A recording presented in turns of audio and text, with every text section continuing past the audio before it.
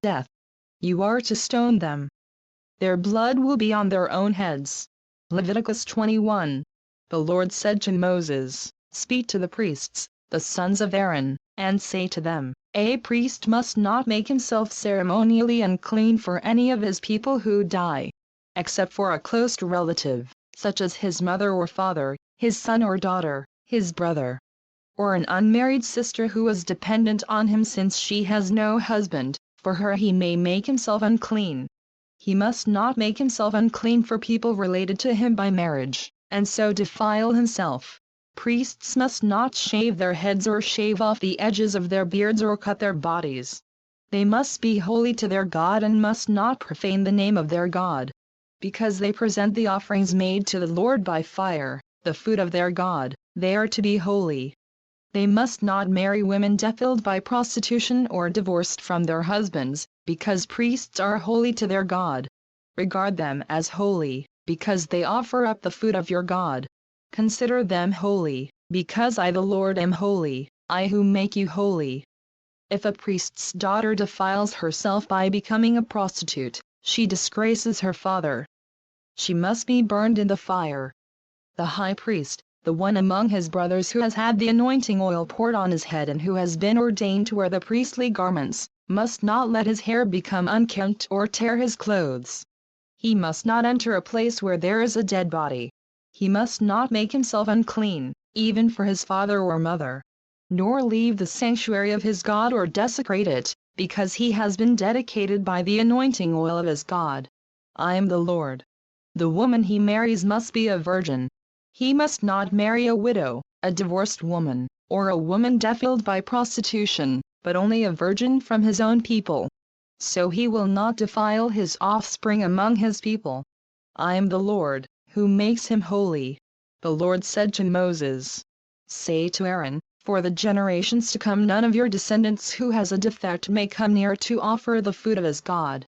No man who has any defect may come near, no man who is blind or lame, disfigured or deformed, no man with a crippled foot or hand, or who is hunchbacked or dwarfed, or who has any eye defect, or who has festering or running sores or damaged testicles. No descendant of Aaron the priest who has any defect is to come near to present the offerings made to the Lord by fire. He has a defect. He must not come near to offer the food of his God. He may eat the most holy food of his God, as well as the holy food. Yet because of his defect, he must not go near the curtain or approach the altar, and so desecrate my sanctuary. I am the Lord, who makes them holy. So Moses told this to Aaron and his sons and to all the Israelites. Leviticus 22. The Lord said to Moses, Tell Aaron and his sons to treat with respect the sacred offerings the Israelites consecrate to me, so they will not profane my holy name. I am the Lord. Say to them, For the generations to come, if any of your descendants is ceremonially unclean and yet comes near the sacred offerings that the Israelites consecrate to the Lord, that person must be cut off from my presence. I am the Lord. If a descendant of Aaron has an infectious skin disease or a bodily discharge, he may not eat the sacred offerings until he is cleansed. He will also be unclean if he touches something defiled by a corpse or by anyone who has an emission of semen, or if he touches any crawling thing that makes him unclean, or any person who makes him unclean, whatever the uncleanness may be. The one who touches any such thing will be unclean till evening. He must not eat any of the sacred offerings unless he has bathed himself with water. When the sun goes down, he will be clean, and after that he may eat the sacred offerings, for they are his food.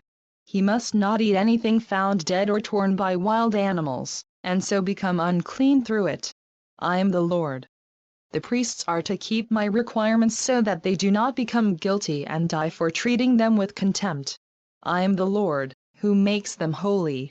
No one outside a priest's family may eat the sacred offering, nor may the guest of a priest or his hired worker eat it. But if a priest buys a slave with money, or if a slave is born in his household, that slave may eat his food. If a priest's daughter marries anyone other than a priest, she may not eat any of the sacred contributions. But if a priest's daughter becomes a widow or is divorced, yet has no children, and she returns to live in her father's house as in her youth, she may eat of her father's food. No unauthorized person, however, may eat any of it.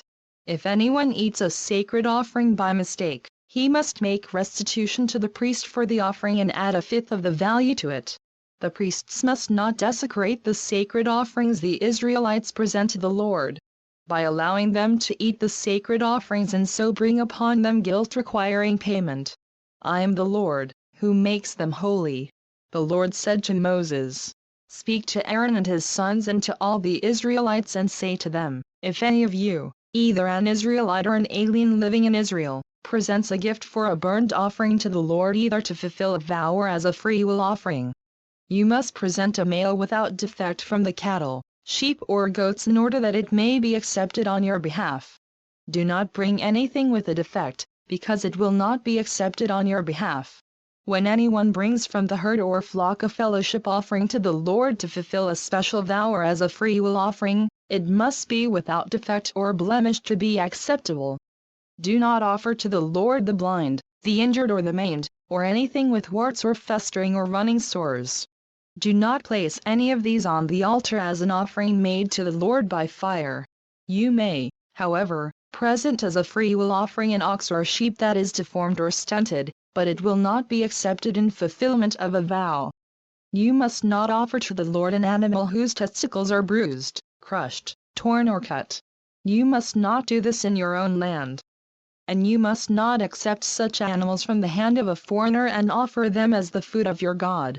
They will not be accepted on your behalf, because they are deformed and have defects. The Lord said to Moses, when a calf, a lamb or a goat is born, it is to remain with its mother for 7 days. From the 8th day on, it will be acceptable as an offering made to the Lord by fire. Do not slaughter a cow or sheep and its young on the same day. When you sacrifice a thank offering to the Lord, sacrifice it in such a way that it will be accepted on your behalf.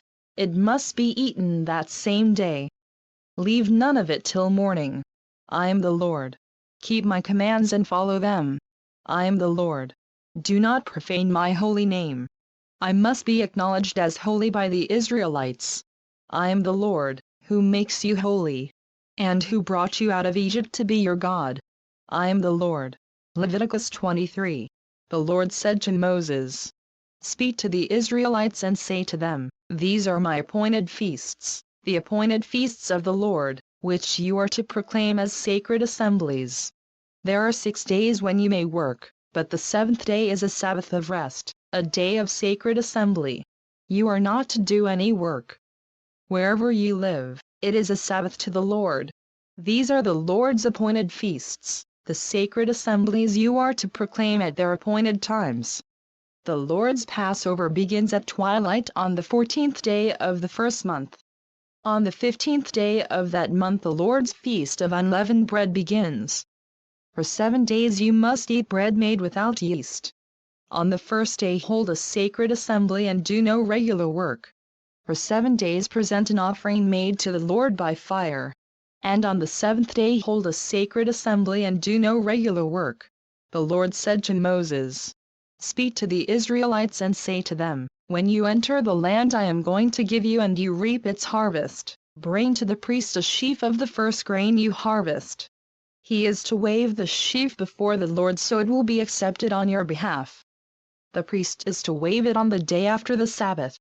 On the day you wave the sheaf, you must sacrifice as a burnt offering to the Lord a lamb a year old without defect, together with its grain offering of 2/10 of an ephah of fine flour mixed with oil, an offering made to the Lord by fire, a pleasing aroma, and its drink offering of 1/4 of a hin of wine. You must not eat any bread, or roasted or new grain, until the very day you bring this offering to your God.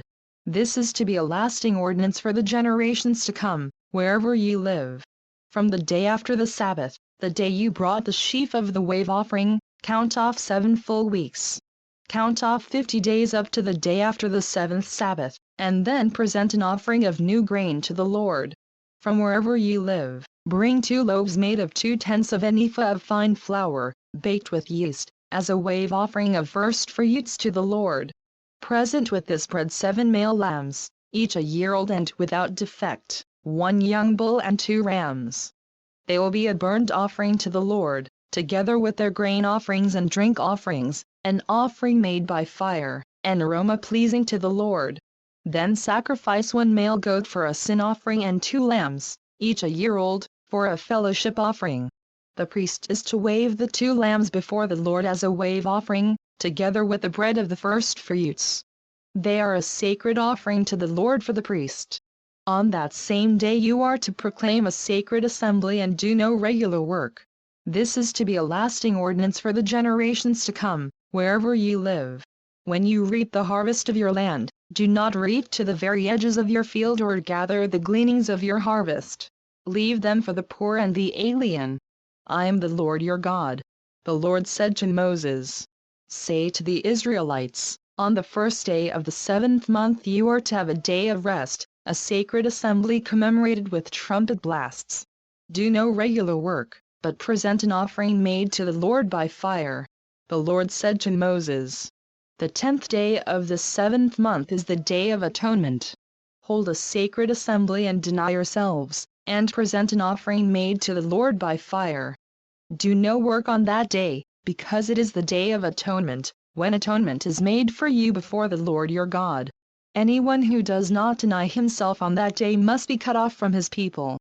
I will destroy from among his people anyone who does any work on that day.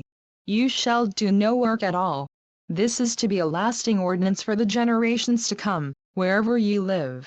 It is a Sabbath of rest for you, and you must deny yourselves. From the evening of the 9th day of the month until the following evening you are to observe your Sabbath." The Lord said to Moses, "Say to the Israelites, on the 15th day of the 7th month the Lord's Feast of Tabernacles begins, and it lasts for 7 days. The first day is a sacred assembly. Do no regular work. For 7 days present offerings made to the Lord by fire, and on the 8th day hold a sacred assembly and present an offering made to the Lord by fire. It is the closing assembly. Do no regular work. These are the Lord's appointed feasts, which you are to proclaim as sacred assemblies for bringing offerings made to the Lord by fire, the burnt offerings and grain offerings, sacrifices and drink offerings required for each day. These offerings are in addition to those for the Lord's Sabbaths and in addition to your gifts and whatever you have vowed and all the freewill offerings you give to the Lord. So beginning with the 15th day of the 7th month, after you have gathered the crops of the land, celebrate the festival to the Lord for 7 days. The first day is a day of rest, and the 8th day also is a day of rest. On the first day you are to take choice fruit from the trees, and palm fronds, leafy branches and poplars, and rejoice before the Lord your God for 7 days. Celebrate this as a festival to the Lord for 7 days each year. This is to be a last to come. Celebrated in the 7th month. Live in booths for 7 days. All native-born Israelites are to live in booths. So your descendants will know that I had the Israelites live in booths when I brought them out of Egypt. I am the Lord your God. So Moses announced to the Israelites the appointed feasts of the Lord. Leviticus 24. The Lord said to Moses, "Command the Israelites to bring you clear oil of pressed olives for the light so that the lamps may be kept burning continually. Outside the curtain of the testimony in the tent of meeting, Aaron is to tend the lamps before the Lord from evening till morning, continually. This is to be a lasting ordinance for the generations to come. The lamps on the pure gold lampstand before the Lord must be tended continually. Take fine flour and bake 12 loaves of bread, using 2/10 of an ephah for each loaf. Set them in 2 rows, 6 in each row, on the table of pure gold before the Lord. Along each row put some pure incense as a memorial portion to represent the bread and to be an offering made to the Lord by fire. This bread is to be set out before the Lord regularly, Sabbath after Sabbath, on behalf of the Israelites, as a lasting covenant. It belongs to Aaron and his sons, who are to eat it in a holy place, because it is a most holy part of their regular share of the offerings made to the Lord by fire. Now the son of an Israelite mother and an Egyptian father went out among the Israelites, and a fight broke out in the camp between him and an Israelite. the son of the Israelite woman blasphemed the name with a curse. So they brought him to Moses. His mother's name was Shelemith, the daughter of Dibri the Danite. They put him in custody until the will of the Lord should be made clear to them. Then the Lord said to Moses, "Take the blasphemer outside the camp. All those who heard him are to lay their hands on his head, and the entire assembly is to stone him. Say to the Israelites, if anyone curses his God, he will be held responsible. Anyone who blasphemes the name of the Lord must be put to death. The entire assembly must stone him. Whether an alien or native born, when he blasphemes the name, he must be put to death. If anyone takes the life of a human being, he must be put to death. Anyone who takes the life of someone's animal must make restitution, life for life. If anyone injures his neighbor, whatever he has done must be done to him. Fracture for fracture, eye for eye, tooth for tooth. As he has injured the other, so he is to be injured. Whoever kills an animal must make restitution, but whoever kills a man must be put to death. You are to have the same law for the alien and the native born. I am the Lord your God." Then Moses spoke to the Israelites, and they took the blasphemer outside the camp and stoned him. The Israelites did as the Lord commanded Moses. Leviticus 25. The Lord said to Moses on Mount Sinai, "Speak to the Israelites and say to them, when you enter the land I am going to give you, the land itself must observe a Sabbath to the Lord. For 6 years sow your fields, and for 6 years prune your vineyards and gather their crops. But in the 7th year the land is to have a Sabbath of rest, a Sabbath to the Lord. Do not sow your fields or prune your vineyards. Do not reap what grows of itself or harvest the grapes of your untended vines. The land is to have a year of rest. Whatever the land yields during the Sabbath year will be food for you, for yourself, your manservant and maidservant, and the hired worker and temporary resident who live among you, as well as for your livestock and the wild animals in your land. Whatever the land produces may be eaten.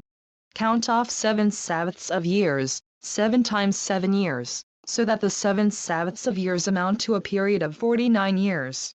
Then have the trumpet sounded everywhere on the 10th day of the 7th month. On the Day of Atonement sound the trumpet throughout your land. Consecrate the 50th year and proclaim liberty throughout the land to all its inhabitants. It shall be a jubilee for you. Each one of you is to return to his family property and each to his own clan. The 50th year shall be a jubilee for you. Do not sow and do not reap what grows of itself or harvest the untended vines. For it is a jubilee and is to be holy for you. Eat only what is taken directly from the fields. In this year of jubilee everyone is to return to his own property. If you sell land to one of your countrymen or buy any from him, do not take advantage of each other. You are to buy from your countryman on the basis of the number of years since the jubilee. And he is to sell to you on the basis of the number of years left for harvesting crops. When the years are many, you are to increase the price, and when the years are few, you are to decrease the price, because what he is really selling you is the number of crops. Do not take advantage of each other, but fear your God. I am the Lord your God. Follow my decrees and be careful to obey my laws, and you will live safely in the land. Then the land will yield its fruit, and you will eat your fill and live there in safety. You may ask, what will we eat in the 7th year if we do not plant or harvest our crops? I will send you such a blessing in the 6th year that the land will yield enough for 3 years. While you plant during the 8th year, you will eat from the old crop and will continue to eat from it until the harvest of the 9th year comes in. The land must not be sold permanently, because the land is mine and you are but aliens and my tenants. Throughout the country that you hold as a possession, you must provide for the redemption of the land. If one of your countrymen becomes poor and sells some of his property, his nearest relative is to come and redeem what his countryman has sold. If, however, a man has no one to redeem it for him but he himself prospers and acquires sufficient means to redeem it, he is to determine the value for the years since he sold it and refund the balance to the man to whom he sold it. He can then go back to his own property. But if he does not acquire the means to repay him, What he sold will remain in the possession of the buyer until the year of Jubilee. It will be returned in the Jubilee, and he can then go back to his property. If a man sells a house in a walled city, he retains the right of redemption a full year after its sale.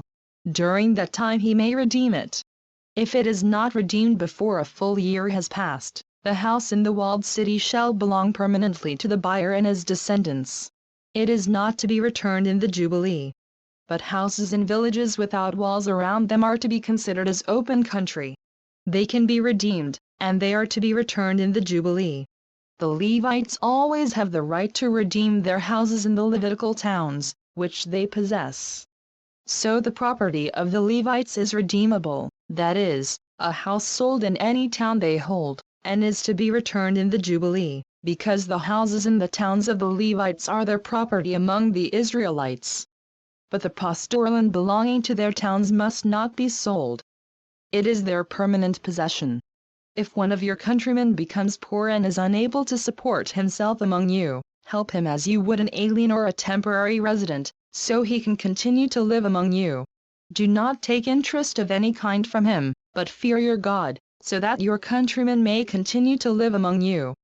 You must not lend him money at interest or sell him food at a profit.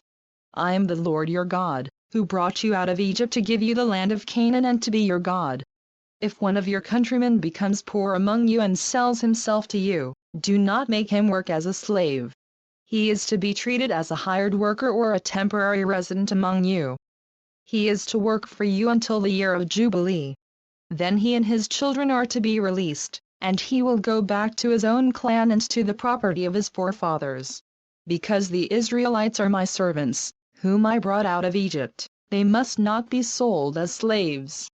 Do not rule over them ruthlessly, but fear your God. Your male and female slaves are to come from the nations around you. From them you may buy slaves. You may also buy some of the temporary residents living among you and members of their clans born in your country, and they will become your property. You can will them to your children as inherited property and can make them slaves for life, but you must not rule over your fellow Israelites ruthlessly. If an alien or a temporary resident among you becomes rich and one of your countrymen becomes poor and sells himself to the alien living among you or to a member of the alien's clan, he retains the right of redemption after he has sold himself. One of his relatives may redeem him. An uncle or a cousin or any blood relative in his clan may redeem him. Or if he prospers, he may redeem himself. He and his buyer are to count the time from the year he sold himself up to the year of Jubilee. The price for his release is to be based on the rate paid to a hired man for that number of years. If many years remain, he must pay for his redemption a larger share of the price paid for him. If only a few years remain until the year of Jubilee, he is to compute that and pay for his redemption accordingly. He is to be treated as a man hired from year to year. You must see to it that his owner does not rule over him ruthlessly. Even if he is not redeemed in any of these ways, he and his children are to be released in the year of Jubilee. For the Israelites belong to me as servants. They are my servants, whom I brought out of Egypt. I am the Lord your God. Leviticus 26.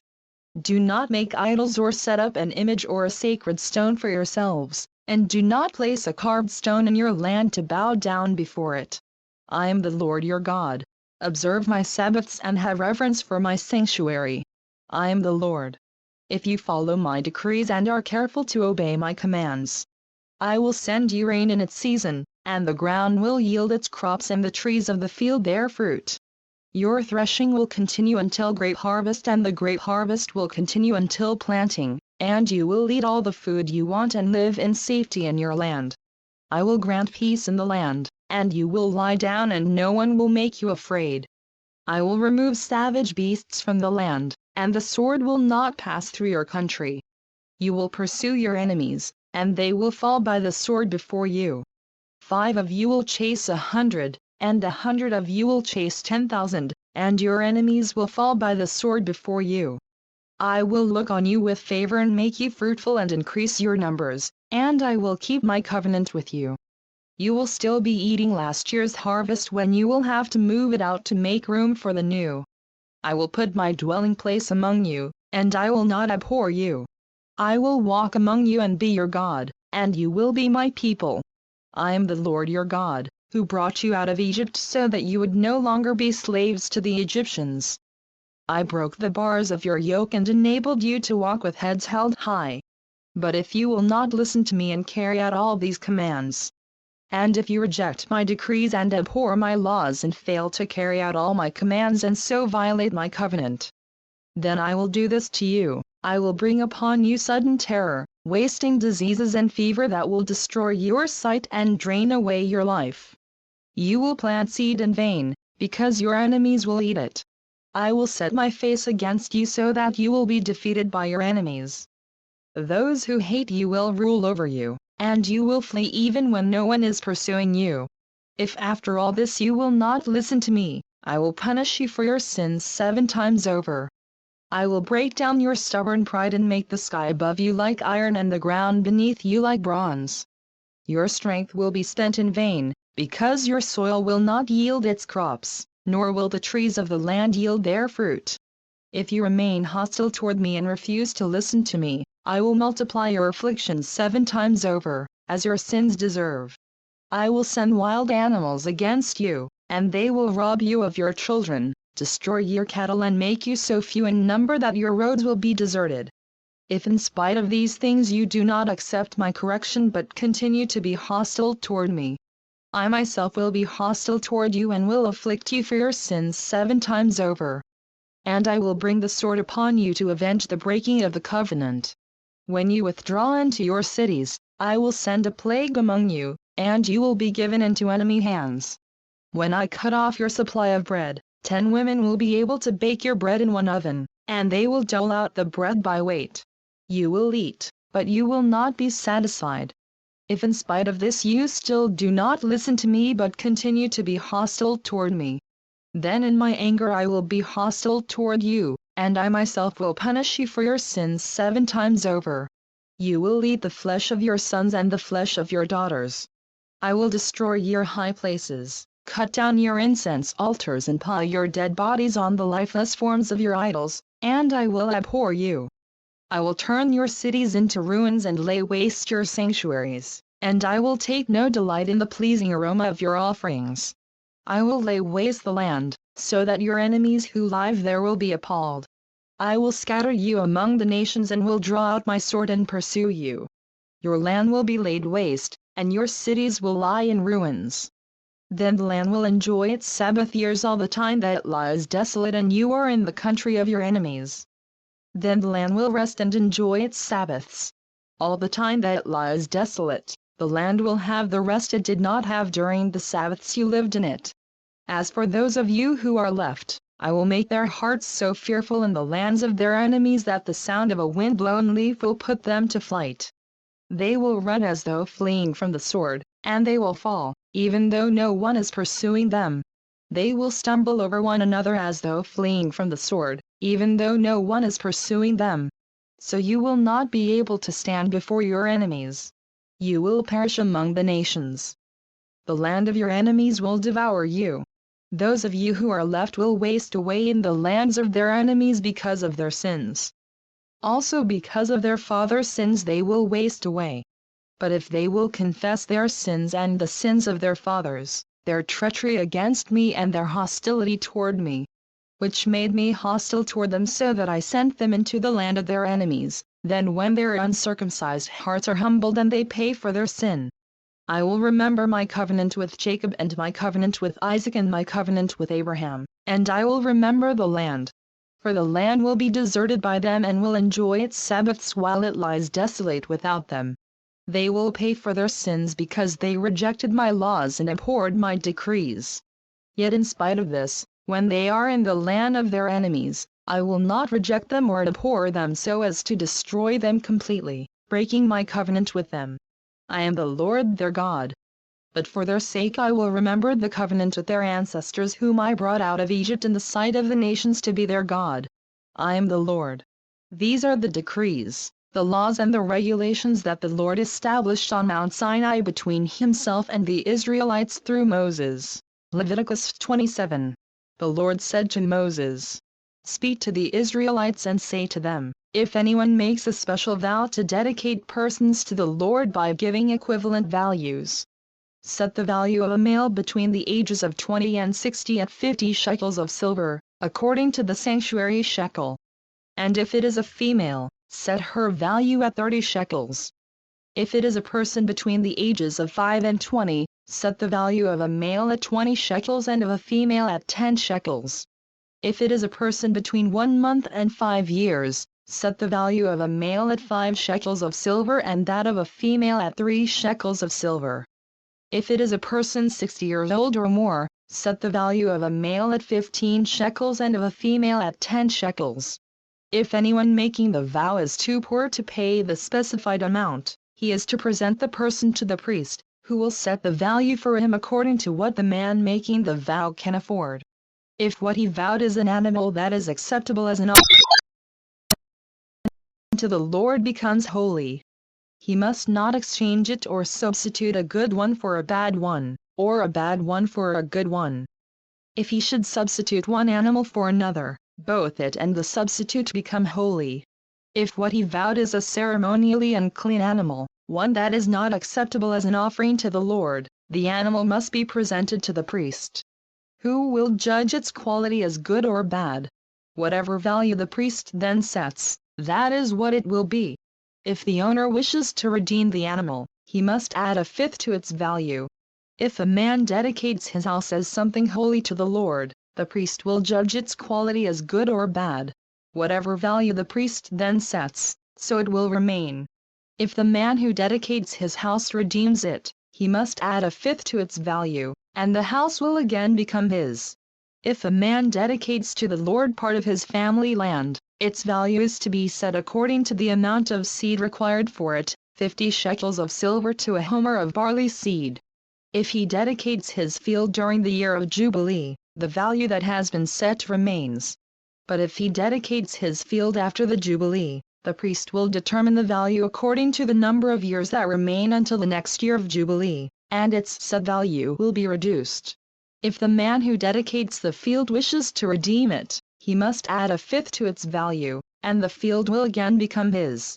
If, however, he does not redeem the field, or if he has sold it to someone else, it can never be redeemed. When the field is released in the Jubilee, it will become holy, like a field devoted to the Lord. It will become the property of the priests. If a man dedicates to the Lord a field he has bought, which is not part of his family land, the priest will determine its value up to the year of Jubilee, and the man must pay its value on that day as something holy to the Lord. In the year of Jubilee the field will revert to the person from whom he bought it, the one whose land it was. Every value is to be set according to the sanctuary shekel, 20 gerahs to the shekel. No one, however, may dedicate the firstborn of an animal, since the firstborn already belongs to the Lord. Whether an ox or sheep, it is the Lord's. If it is one of the unclean animals, he may buy it back at its set value, adding a fifth of the value to it. If he does not redeem it, it is to be sold at its set value. But nothing that a man owns and devotes to the Lord, whether man or animal or family land, may be sold or redeemed. Everything so devoted is most holy to the Lord. No person devoted to destruction may be ransomed. He must be put to death. A tithe of everything from the land, whether grain from the soil or fruit from the trees, belongs to the Lord. It is holy to the Lord. If a man redeems any of his tithe, he must add a fifth of the value to it. The entire tithe of the herd and flock, every 10th animal that passes under the shepherd's rod, will be holy to the Lord. He must not pick out the good from the bad or make any substitution. If he does make a substitution, both the animal and its substitute become holy and cannot be redeemed. These are the commands the Lord gave Moses on Mount Sinai for the Israelites.